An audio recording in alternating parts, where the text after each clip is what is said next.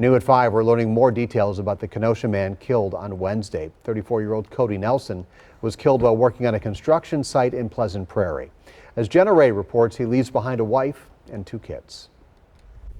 Family says Cody Nelson was a kind, loving friend, husband, and family member. His wife, Allie, who isn't ready to talk on camera, says Cody loved the outdoors, hunting, fishing, and snowboarding. He was also a great musician. On Wednesday, Cody was out in Pleasant Prairie working on a construction site with Bradford contractors.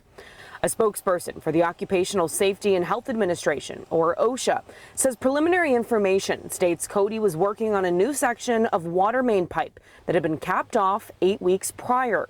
When Cody went to remove the cap to continue working on the pipe, the pressure of the water blew the cap off, hitting and killing Cody. Pleasant Prairie police tell me they were first to the scene. As you can see, Sheridan Road here is still lined with construction signs and road closed signs. This is where Cody was working earlier this week. We reached out to Bradford Contractors, which has been hired by the city of Pleasant Prairie to do this project. As of now, they say they have nothing to say about Wednesday's incident. Allie says Cody loved his family the most and will be remembered as a loving husband, dad, son, brother, uncle, nephew, and friend to all who knew him. His death now under investigation by OSHA.